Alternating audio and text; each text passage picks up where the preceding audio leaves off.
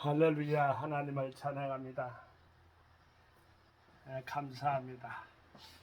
복된 주일날 이렇게 은혜롭게 또 오전 예배 하나님께 경건하게 드리고 영상으로 반갑게 여러분 앞에 면대하고 있습니다.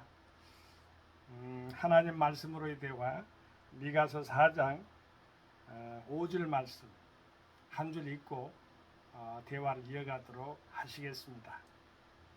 만민이 각각 자기의 신의 이름을 빙자하여 행하되 오직 우리는 우리 하나님 여호와의 이름을 빙자하여 영원히 행하리로다. 미가 선지자 시대의 그 생활의 양태를 보여주는데 각각 자기의 신의 이름을 빙자했다는 거 보니까 우상들이 많았던가 보죠. 그죠? 여호와 외에는 다른 신이 없는데 그때나 오늘날이나 별반 차이가 없습니다. 오히려 오늘날 현대가 각각 신들이 더 우상들이 더 많아졌다고 보겠습니다. 인도만 해도 3억 3천의 신이 있다잖아요. 일본은 아마 어떨까요? 일본 자체를 이렇게 말씀드리기가 좀 그런데 그 우상이 많은 나라임에는 분명합니다. 대한민국은 그래도 개화가 좀 돼서 말할까 4명 중에 1명이 크리스찬이라고 하는 거 보면 감사합니다. 그것도 여호와의 이름, 여호와의 신앙 이름이 나왔으니까 물론 태초에 천지를 창조하신 하나님은 뭐 무치나 해나 달이나 별이나 이런 것을 이렇게 먼저 원판을 판이라 하겠죠. 틀을 만드실 때 무치라고 또 바다라 하고 이렇게 이름을 불러 주셨지요. 근데 사람하고 관계되거나 하나님이 아담을 어떻게 이름을 짓나 보시려고 이렇게 창세기에 나와 있는 그 말씀 속에 하나님 아버지께서 아담에게 이름 짓는 자유를 주셨구나 생각할 때 또 감사했습니다. 제가 그 부분을 여러분 아시다시피 찾아서 읽어보겠습니다. 창세기 2장 19절 말씀입니다. 또 하와를 또 여자라 하는데 그 아담이 진 거죠. 2장 19절 말씀 그 부분만 제가 빨리 읽겠습니다. 여호와 하나님이 흙으로 각종 들짐승과 공중의 각종 새를 지으시고 아담이 어떻게 이름을 짓나 보시려고 그것들을 그에게 이끌어 이르시니 아담이 각 생물을 일컫는 바 같고 그 이름이라 그랬죠. 하나님께서는 이름을 짓는 것까지도 아담에게 자유를 주셨어요. 자기 아내 이름도 하와라고 지을 수 있도록 그런 자유를 허락했네요. 자, 하와 그러면 아담이 이름을 지었으니까 하와가 자기 소유입니까? 아담이 갈비뼈니까 남자는 여자의 소유입니까? 아니죠. 그거는 소유 개념으로 보는 것이지 나쁜 것입니다. 사실은 소유란 건 하나님 편에서 보면은 주 하나님이 창조주 하나님이 주인이기 때문에 존재 개념으로 봐야 돼요. 남자나 여자 다 평등. 그래서 기독교가 그렇게 좋은 거예요. 소유 개념으로 보면 안 됩니다. 이 세상 소유는 모두 다 하나님의 것이에요. 이름이 나왔으니까 유대인들이 잘 아는 이스라엘이 잘 아는 아브라함부터 시작하겠습니다. 아브라함은 하나의 종족의 조상의 이름이에요. 근데 아브라함은 열국의 왕이니까 전 세계 열방의 왕이니까 얼마나 넓습니까? 사례는 똑같습니다. 종족의 어미가 되는 건데 왕후가 되어버렸어요. 그의 아들 이삭은 이름 짓는 게 참 특이해요. 이삭. 아들 이삭이 있죠. 아브라함의 나이가 99세가 살의 나이가 89세예요. 10년 토울이에요. 그런데 그 10년 토울 가운데 새 천사가 상수리 나무라고 여러분 잘 기억하세요. 마음속에 참 이름이 참 좋잖아요. 그런 곳에서 만남을 가졌다는 것입니다. 대화를 하는데 맹년 이맘때, 그러니까 아브라함이 100세되는 때잖아요. 사라는 바로 90세죠. 10년 돌이니까. 자녀, 아들이 있을 것이다. 그 말을 또 이게 던져줍니다. 근데 아브라함이 듣고 있다가 엎드려서 울었다 했어요. 엎드려서 웃었다. 웃었다겠죠. 깔깔깔 웃었다는 거죠. 가만히 삐끗이 또 사라는 가만히 보다가 뭔 소리가 들리는데 아기를 낳는다니까 속으로 웃었다.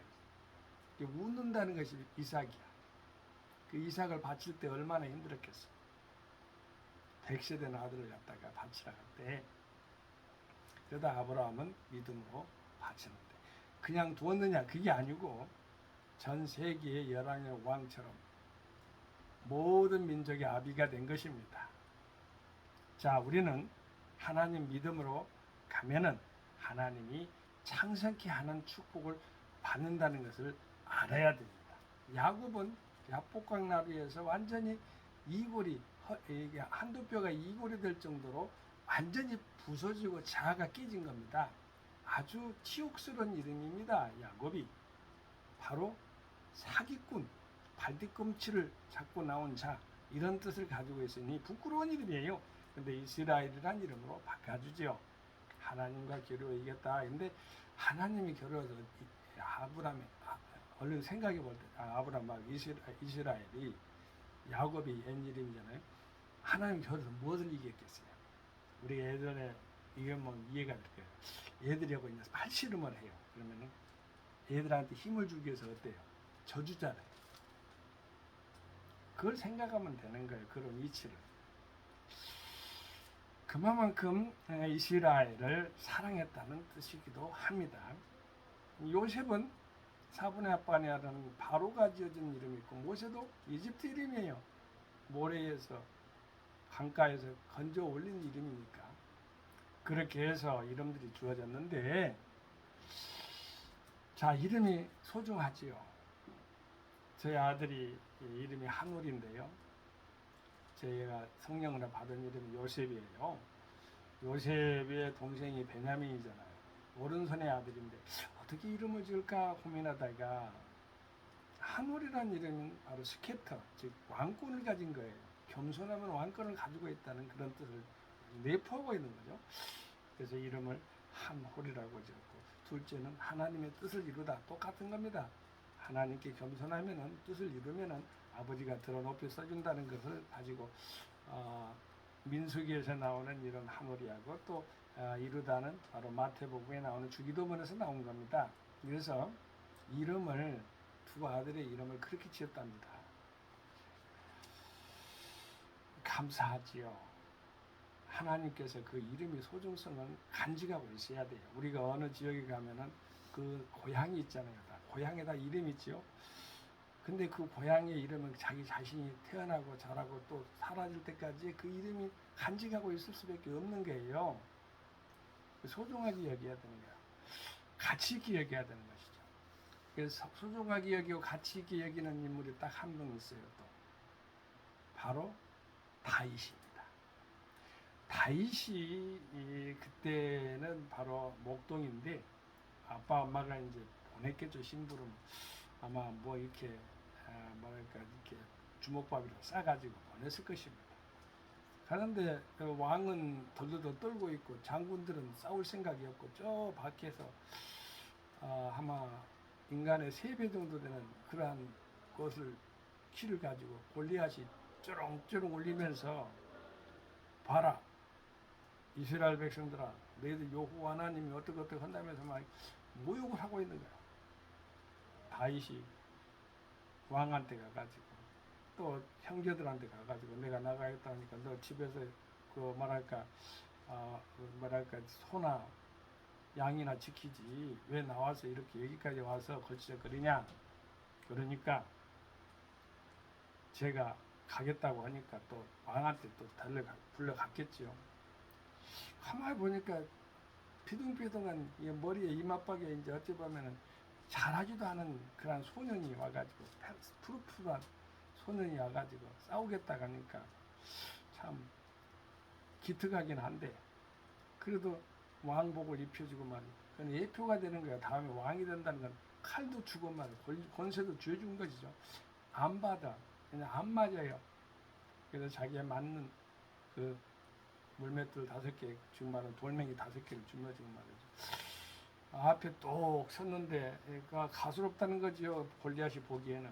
자, 이스라엘 백성들은 싸울 것이 없어. 애기를 보냈나 해서 막까지 들고 말이죠. 개 쫓듯이 그렇게 왔나 그 말이 그렇게 하는 것이요. 골리앗이 그렇게 말하니까 네가 여호와를 모욕했다. 나는 너희는 칼과 창으로 오지만 난 여호와 이름으로 나간다. 하면서 이렇게 싸울 생각을 하고 뱅글뱅글 돌리는데 이 인중을 턱 맞춰버린 거예요. 쓰러져 가지고 목을 잘라 가지고 왕한테 바쳤다는 이야기입니다. 그러면 누구의 이름을 소중히 가치 있게 여겼어요? 여호와 이름, 여호와 하나님이 그걸 이기게 해주신 것이다. 그렇게 볼 수밖에 없습니다. 하나님의 이름은 살아있는 이름이에요.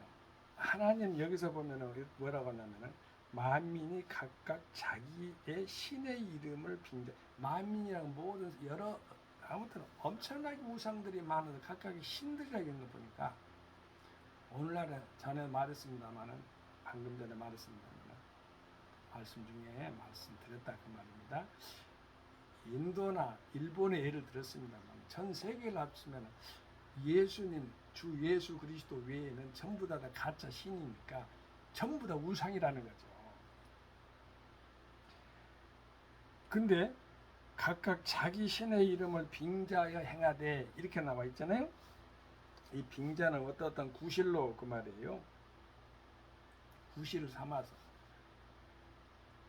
무슨 이름을 구실로 해가지고 어떻게 보면은 상대방을 거꾸로 때리기도 하고 세우기도 하고 그러는데 여기 보면은 신의 이름을 빙자에 행하되 우상의 이름을 행하는 사람이 있었어요. 또 누구 있습니까?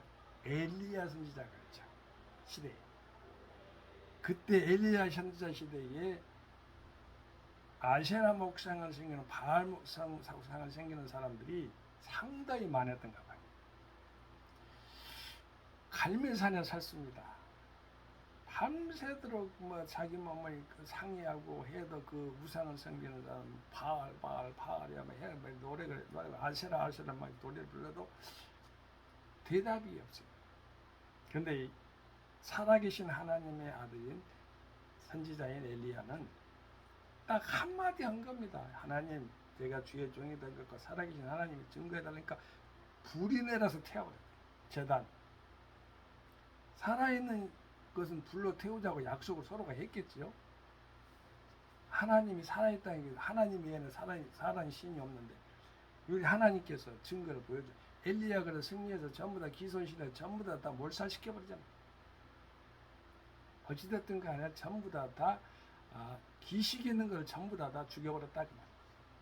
참 어찌 보면 끔찍한 이야기인데 쉽게 말하는 것 같지만은 우상을 섬기면 이렇게 참혹하게 지옥의 경험을 하게 된다는 것을 보여주고 있는 것입니다. 오늘날도 이단에 빠지거나 여러분 오늘 본문 말씀을 들으신 여러분 혹시라도 하나님을 섬기지 않고 있습니까?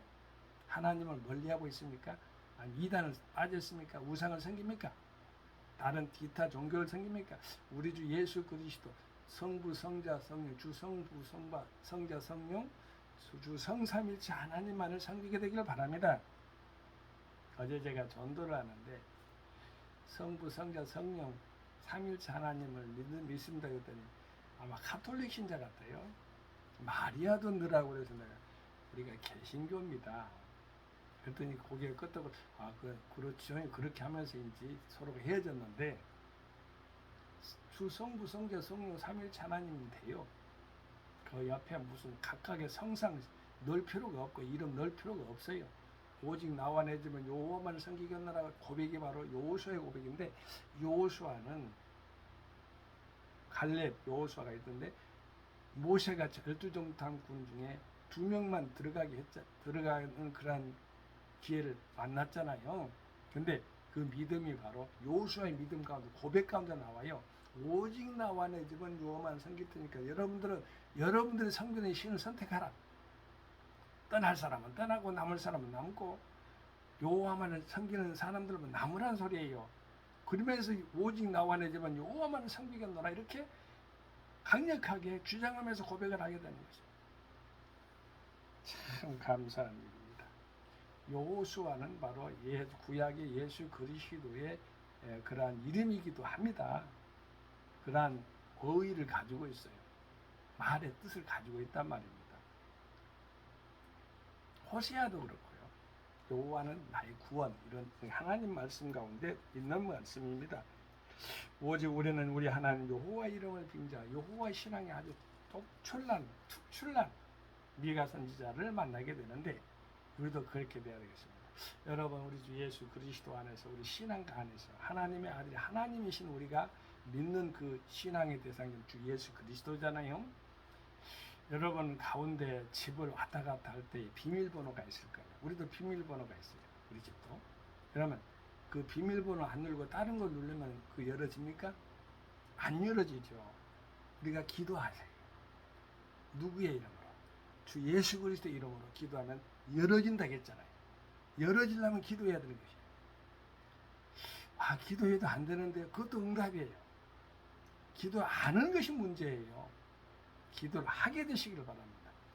가정의 문제도 해결되기를 바랍니다. 건축의 문제도 해결되기를 바랍니다. 교회 부흥의 문제도 해결되기를 바랍니다. 예수 이름으로 해결되기를 바랍니다. 또한 모든 환경적인 것들, 재반 여건들, 원수 대적 물리치는 것도 예수 이름으로 해결되기를 바랍니다. 여호와의 이름을 빙자한다. 우리 주 예수 그리스도의 이름을 의지해서 하나님께 기도하는 우리들이 됐습니다. 하나님은 감사함으로 하나님께 나가는 자를 하나님이 들어주신다겠죠. 오늘 본문 말씀에 의거해서 제가 하나 오늘 읽어드릴 것이 하나가 있습니다. 그러면은 아마 시간이 얼추 될 것 같아요. 평강의 그날을 소망하라라는 건데요. 제가 한번 읽어드릴게요. 어느 학자가 써놓은 거예요. 미가 선지자는 장차 말일에 펼쳐질 평화의 전경을 제시하고 있는데 그것은 오는 세대들에게 소망의 비전을 제공해 준다. 그 이미지는 예루살렘 시온산의 보좌에 앉으신 하나님께로 모든 나라의 백성들이 평화 가운데서 경배하러 모여드는 것이다. 하지만 이런 비전은 우리 영혼들에게 우울한 느낌을 줄 수 있다. 왜냐하면 그러한 평화의 전경이 요원한 것처럼 보이기 때문이다. 현실은 여전히 전쟁의 먹구름들과 싸우고 다투는 정치의 먼지들로 뿌옇게 덮여 있지 않는가? 하지만 평화는 우리 자신으로부터 시작돼야 한다. 우리 마음에서 두려움의 장애물을 제거하고 하나님의 평화가 들어오게 하자. 그런 후에 평강의 왕이신 예수 그리스도의 평화의 소식을 지쳐있는 영혼들에게 힘껏 전파하자. 때가 되면 미가 선지자가 그려준 완전한 평화의 날이 반드시 올 것이다. 이렇게 나와 있습니다. 그리고 하나님의 이름으로 행하는 자에 대해서 우리 하나님의 이름으로 행하는 자에 대해서 학자가 써놨는데 이거 읽고 이제 마무리를 짓겠습니다. 삶은 용기를 필요로 한다. 용기란 무엇일까? 얼핏 거센 물살에 누군가가 떠내려가고 있을 때 물속에 뛰어드는 것, 불타고 있는 집에 뛰어들어가 누군가를 구출해내는 행위가 머릿속에 떠오른다. 물론 그런 행위도 용기이다. 그러나 용기는 다른 이미지도 가지고 있다. 어떤 영웅적인 일해의 행동보다 매일의 삶에서 요구되는 용기가 있다. 믿는 자들은 이런 종류의 용기를 필요로 한다. 그것은 신앙의 용기로서 믿는 자답게 살아가기 위해서는 반드시 그런 용기가 있어야 한다. 예컨대 직장에서 누군가가 하나님의 이름을 함부로 사용하는 것에 대해서 그렇게 하지 말라고 제지하는 것, 회식할 때 혼자서 의연하게 식사 기도를 하는 것, 이런 용기를 가리킨다. 세상의 가치가 지배하는 이 세상에서 믿는 자들이 하나님의 이름으로 살아가면 진정 용기를 필요로 하는 일이다. 이렇게 적어놨네요. 하나님 아버지 말씀 가운데서 오늘 각각 만민이 자기의 신의 이름을 빙자하여 그랬는데 우상에는 기식이 없어요. 자기의 이름으로 1000만 번 외쳐봐도 그건 대답이 없어요. 살아계신 하나님은 엘리야처럼 하나님께서 바로 불로 말며 응답해 주셨듯이 우리 살아계신 하나님의 이름만이, 우리 주 하나님만이 생명이자 참 신앙의 인의 길에서는 항상 하나님을 만나야만 되기 때문에 영원히 우리 주님의 이름을 찬송드려야 될 것으로 믿습니다. 우리가 천상에 가면은 딱 두 가지는 있어야 될 것 같아요. 하나는 오직 예수 그리스도 이름으로. 어떻게 갔느냐, 예수 그리스도 이름 왔다 하고 무엇을 했느냐 하면 좋은 선교했다 하죠. 근데 오직 선교만이 우리 아버지 앞에 자랑할 것입니다. 여러분은 어떻습니까? 감사합니다. 할렐루야. 우리 여호와 이름을, 하나님의 이름을 찬양하고 우리를 구원하시는 우리 주 예수 그리스도 이름을 찬송합니다. 감사합니다. 할렐루야. 샬롬. 아멘.